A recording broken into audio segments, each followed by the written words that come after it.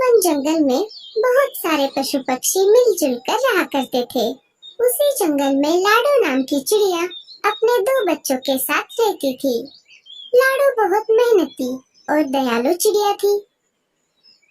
दिन होते ही अनाज की खोज में जाना और शाम होते ही वापस आकर अपने भूखे बच्चों को खिलाना, यही लाडो का काम था। उसके पड़ोस में ही बुलबुल रहती थी। उसके भी दो बच्चे थे। उसका घर मिट्टी का था। उस वजह से उसे गर्मी के मौसम से बड़ी राहत मिलती थी। चलो बच्चों, अब नहाने का समय हो चुका है। चलो चलो नहाने। नहीं मम्मी, हमें नहीं नहाना। हम घर से बाहर कहीं भी नहीं जाते। फिर भी आप हमें रोज रोज नहलाती हो। अरे बच्चों, तुम दिन भर खेलते रहते हो, इस वजह से तुम गंदे हो जाते हो। अगर रोज नहीं नहाओगे तो तुम्हारे पंखों से बदबू आने लगेगी। बुलबुल के बच्चों को नहाना पसंद नहीं था, फिर भी बुलबुल उनको जबरदस्ती से नहलाती थी। बुलबुल ने अपने बच्चों को नहलाया और उनको घर के ऊपर सूखने के लिए बाहर खड़ा कर दिया। चलो, अब मेरे काम का समय शुरू हो जाएगा। जंगल के पंछी एक एक करके मेरे स्विमिंग पूल में नहाने आएंगे। बुलबुल बहन, क्या मैं मेरे बच्चों को नहलाऊं? हाँ हाँ, क्यों नहीं, पर तुम्हें पता है ना, एक बच्चे को एक बेरी। हाँ हाँ, मुझे मालूम है। ये लो, दो बेरियां। रानू भी अपने बच्चों को नहलाने लगी। एक एक करके जंगल के सारे पंछियों ने अपने अपने बच्चों को नहलाया। लाडो भी अपने बच्चों को नहलाना चाहती थी। वो बुलबुल के पास चली आती है। बोलो लाडो, क्या काम है? बुलबुल बहन, मुझे भी मेरे बच्चों को नहलाना है। हाँ हाँ, क्यों नहीं, लाओ फिर दो बेरियां। अभी तो मेरे पास बेरियां नहीं है। बहन, जब मैं पहाड़ी इलाकों में जाऊंगी तब बेरियां लेकर आऊंगी और तुम्हें दे दूंगी। नहीं नहीं, ऐसा नहीं चलेगा। बेरियां ही तो स्विमिंग पूल में एंट्री भी नहीं। ठीक है बच्चों, चलो।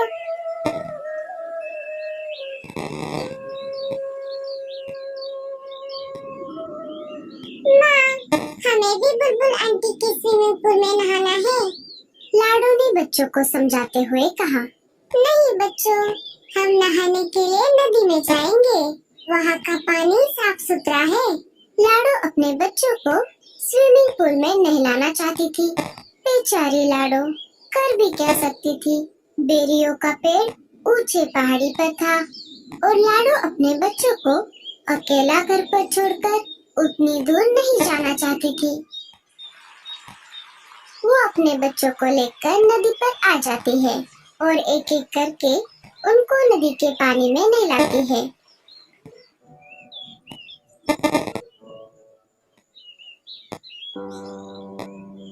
अरे लाडो, ऐसे उदास क्यों बैठी हो? क्या कुछ परेशानी है? अरे नहीं कालू भैया, ऐसी कोई बात नहीं है। सोनू मोनू को बुलबुल चिड़िया के स्विमिंग पूल में नहाने की बहुत इच्छा है, लेकिन वो नहाने के बदले बेरियों की मांग कर रही है और अभी तो मेरे पास बेरिया नहीं है। बेरिया लाने के लिए मुझे ऊंचे पहाड़ी पर जाना होगा, पर मैं मेरे बच्चों को घर पर अकेला छोड़कर उतनी दूर नहीं जा सकती। बस इतनी सी बात, मैं हूँ ना, मैं पहाड़ी इलाकों में जाकर बेरिया ले आऊंगा। बड़े आए जाने वाले। क्यों जी, आपके पास कोई दूसरा काम नहीं है क्या? ना बीवी है ना बच्चे। आप एक काम करो, सारे पंछियों के काम फोकट में करो। अरे गोरी, मैं तो ऐसे ही कह रहा था। मैं पहाड़ी इलाकों में जाता रहता हूँ ना, इसीलिए मैंने ऐसा कहा। तुम भी ना गोरी। बहुत दिनों से जग्गू सेब मांग रहा है, क्या आपने लाकर दिया? कोई जरूरत नहीं है किसी की मदद करने की। अब सीधा मेरे साथ घर चलो। कालू कौवा वहाँ से चला जाता है। मम्मी, मुझे भी स्विमिंग पूल में नहाना है। अरे जग्गू, तुझे नहाने की कोई जरूरत नहीं है। तू तो वैसे भी साफ सुथरा है। लाडो उदास बैठी थी कि तभी वहाँ पर भूरा कौवा आ जाता है। भूरे ने सारी बात सुन ली थी। लाडो, तुम परेशान क्यों होती हो? मैंने अभी अभी सब सुन लिया है। तुम एक काम क्यों नहीं करती? मैं तुम्हारी बच्चों की देखभाल करता हूँ। तुम पहाड़ी इलाकों में जाकर बेरिया लेकर आओ। लाडो को बूढ़े पर बिल्कुल भी भरोसा नहीं था, लेकिन उसे बच्चों को स्विमिंग पूल में नहलाना भी था। फिर भी लाडो ने बूढ़े से पूछा, लेकिन तुम मेरी मदद क्यों कर रहे हो? अरे, मैं भी बहुत दिनों से बेरिया खाने की सोच रहा हूँ। तुम आते समय मेरे लिए भी बेरिया लेकर आना। अच्छा, ठीक है, तो मैं चलती हूँ। तुम मेरे बच्चों का ध्यान रखना।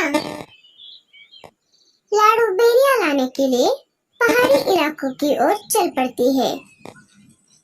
अरे वाह, ये तो बहुत अच्छा हुआ।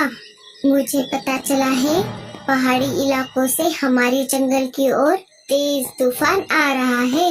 मुझे नहीं लगता कि लाडो उस तेज तूफान में बच पाएगी। फिर मैं इन दो बच्चों को घर से बाहर फेंक दूंगा। लाडो के जाते ही बूढ़ा बच्चों को घोंसले से बाहर निकाल देता है और घोंसले का दरवाजा लगा लेता है।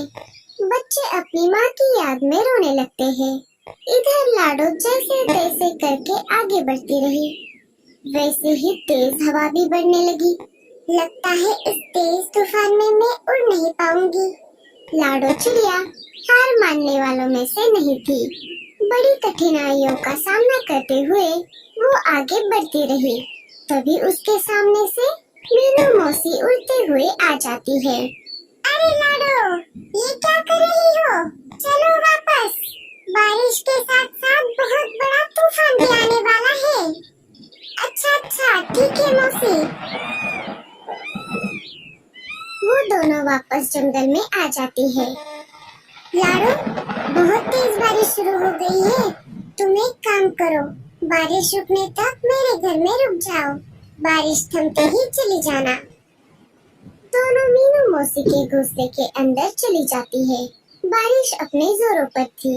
मेरे बच्चे ठीक तो होंगे ना? इधर बेचारे बच्चे तेज बारिश में भीग रहे थे।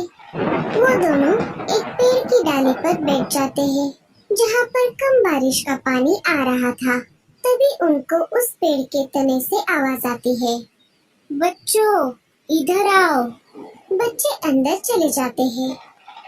इधर बूढ़ा कौवा मजे में घोड़े बेचकर सो रहा था। तभी एक तेज हवा का झोंका आ जाता है और बूढ़े कौवे का घोंसला पानी में गिर जाता है। बूढ़ा घर का दरवाजा खोल नहीं पाता और वो डूब जाता है। थोड़ी देर बाद बारिश कम हो जाती है। लाडो वापस अपने बच्चों को देखने उसके घोंसले की तरफ आ जाती है और देखती है तो क्या, उसका घोंसला तो वहाँ पर नहीं था। वो सब तरफ खोज करने लगती है। तभी उसे बुलबुल चिड़िया मिट्टी में दबी हुई दिखाई देती है। लाडो, लाडो, मुझे बचाओ। मेरा मिट्टी का घर बारिश में गल गया और मैं मिट्टी में धंस गई।